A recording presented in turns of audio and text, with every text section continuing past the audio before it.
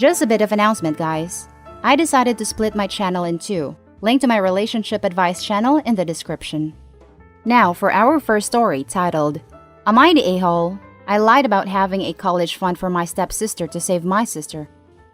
I am 32 female. I grew up with a narcissistic mom. I have never met my dad.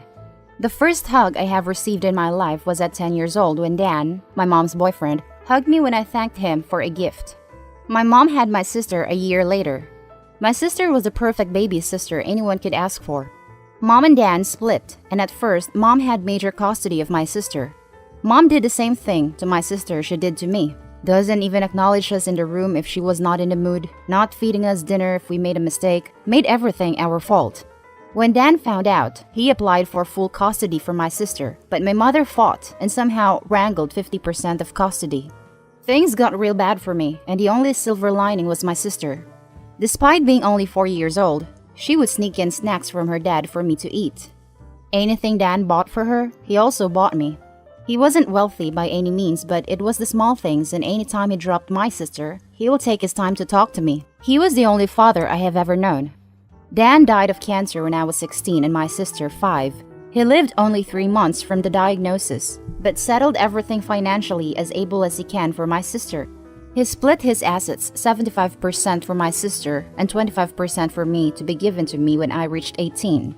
Knowing my mom very well, he made me the executor of my sister's fund too. To say my mom was furious was an understatement. She literally made the next 2 years of my life and my sister a living hell. When my mom started dating Brad, he already had a daughter 3 years younger than my sister. My mom made it absolutely clear that my sister will be allowed to go to college only if she shares her trust fund with our stepsister. Brad is a piece of work, and me and my sister never really bonded with our stepsister. She refused to sign anything related to my sister's education unless I give her my word that I will give my stepsister equal half of the trust fund. This is where I think I was the a-hole. I held the trust fund above my mom's head to treat my sister fairly. I repeatedly told them I will give my stepsister half the fund until my sister was 18 and moved to college. Once she moved out, we both cut any contact we had with our mom and blocked her. I made my sister give her the wrong college info so our mom couldn't contact her.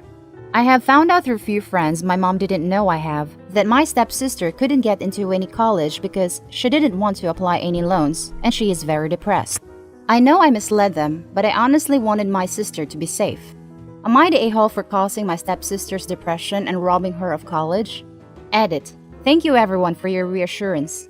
I showed this post to my sister and the only thing she had to say was, duh. We both have discussed and decided to not contact our stepsister. We were never close to her, and my friends back there can safely get any message to her without dragging our mom into it, which is the last thing we both want. That's the main story. Now let's read the top comments. Not the a-hole. You did what you needed to do to protect your baby sister, and for that, you should be proud. Your mother was trying to deny her the right to an education in order to rob her. You were justified in saying whatever you needed to say to protect your sister's interests. Dan knew what he was doing when he named you executor. He knew that you would safeguard your sister's interests, and you have proven that he was right to trust you. As for your stepsister, if she chooses not to apply for any loans, not going to college is her choice, not yours. She and your mother would have known for 3 years that they couldn't rely on robbing your sister to pay her way through college. If they didn't make alternative plans, that's on them, not you. Dan was a great man. My sister is exactly like him. I have lost my compassion so much growing up, but my sister is still this loveliest person who cares so much. Never doubt that you did the right thing by honoring Dan's wishes and protecting your sister. The fact that you are posting here tells me that you still have compassion, because you are worried that you are an a-hole because of the impact on your sister, but that's not your fault. Not the a-hole. That money was for your sister, from her father. There was no reason whatsoever for you to share it with your mom's new guy's kid. Stepsister not going to college because she didn't want to apply for loans is on her. I understand the blow of learning that she isn't getting money that you told your mom she would receive, but you did that to try and keep the peace in what sounds like a shitty home. It also seems like stepsister lived with mom long enough that she should have known better than to trust anything that came out of her mouth. Even if OP had split the funds, I think there's a non-zero chance that mom would have kept the money for herself. Doing the math here, You are 32 and 11 years older than your sister, so she is 21. Your stepsister is 3 years younger than your sister, that makes her 18. You didn't rob your stepsister of college.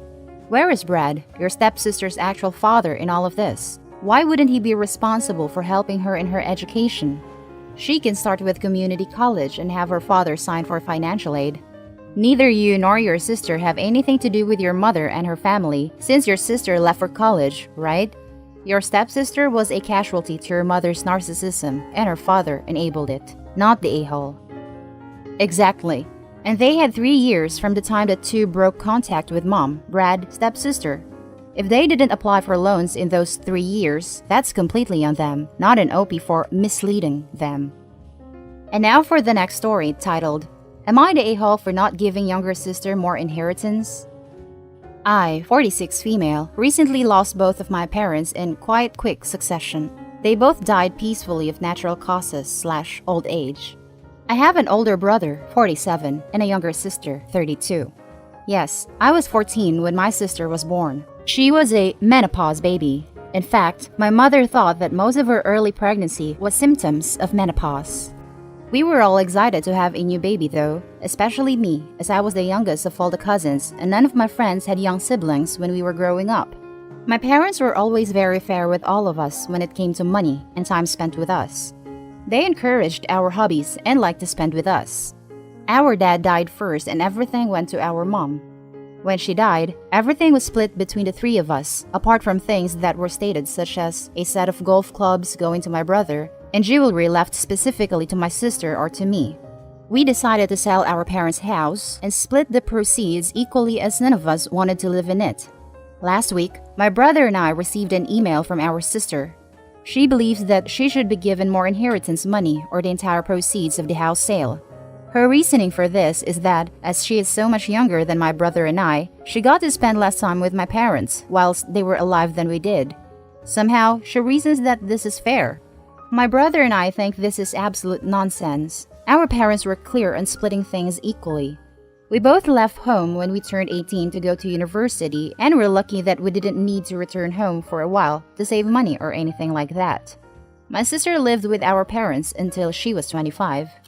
My brother and I have agreed we are not giving our sister any more of our share of the inheritance, which isn't much anyway, and the proceeds of the house will be split 3 ways as specified in both of our parents' wills.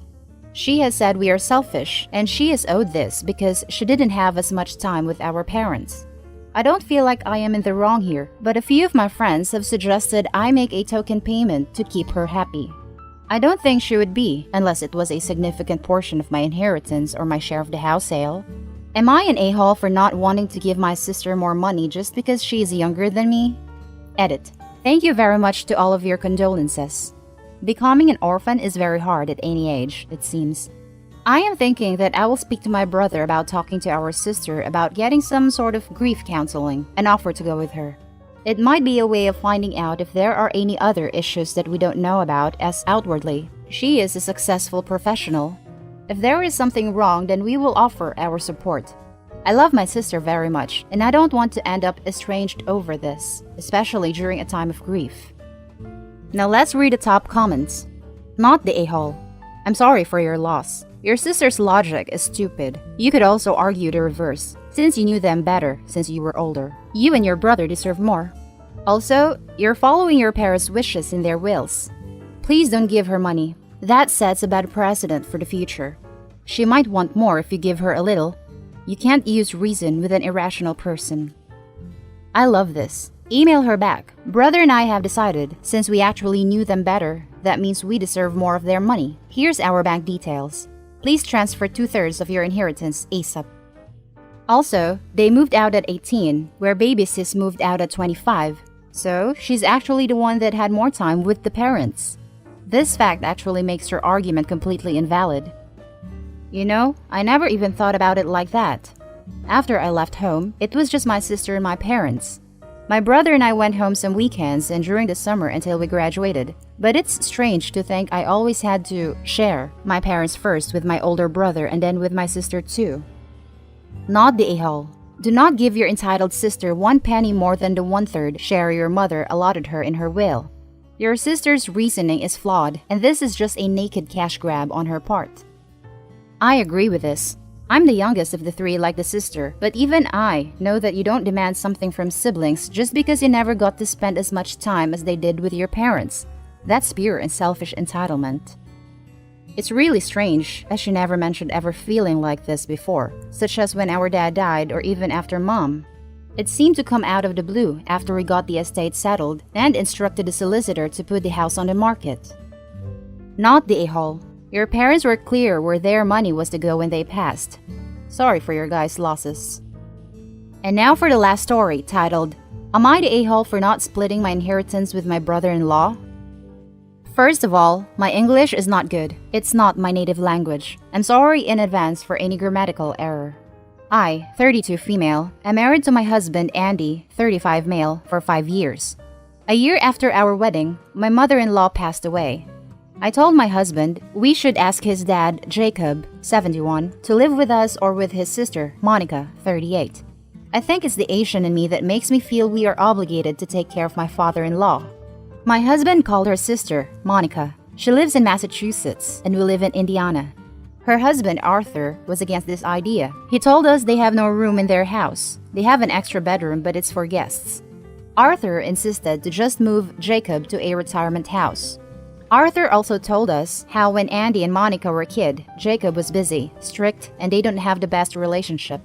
Andy then said, yeah, Dad was strict, and sometimes he said something cruel, but that is the past, and he is a different person now. I then asked, will it be okay with them if we ask Jacob to stay with us? They said yes. When we asked Jacob if he wants to move with us, he was grateful, but declines the offer. 4 months after our conversation, I gave birth to our baby boy. Jacob visited us, and he changed his mind. He chose to stay with us, and we could not be happier. Since last year, Jacob's health has been declining. I took care of him. I was there for every surgery.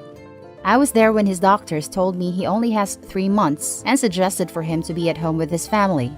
I do everything in my power to make him feel comfortable. He died 2 weeks ago. In the will, he gave Monica $5 million, and he set up a $500,000 trust fund for each of her kids. They have 2 kids. He gave Andy $3 million and a cabin in Aspen, Colorado, worth around $2 million. He knew Andy will enjoy the cabin in the winter. He also set up a trust fund for our kid, $500,000. He gave me $5 million too. He wrote that he is grateful Andy found me and that he loved me like his own kid. I cried when I read the will. Yesterday, I received a call from Arthur demanding me to share my inheritance with him. He said that he is entitled to half of my inheritance because he is with Monica longer than Andy with me. They need more money because they have more kids. I was shocked and told him I'll discuss it with Andy. Arthur starts cursing at me and said that no, I don't need to discuss this with my husband. It's between me and him. I hung up. Arthur even told Andy's cousins how it is unfair, how they should get some of the inheritance too. Most of the cousins disagreed with him, but there is one cousin, Jake, 35, that feels he is entitled to some of the inheritance. They've been calling me a greedy a-hole. Andy told me to do what I want with my money, but he reminds me that his dad wants me to have this money, not Arthur or Jake. My gut told me not to share the inheritance, but I'm sick of the calls and texts. I am still grieving, and I want to keep the peace in the family. I am torn. Am I the a-hole if I don't share my inheritance?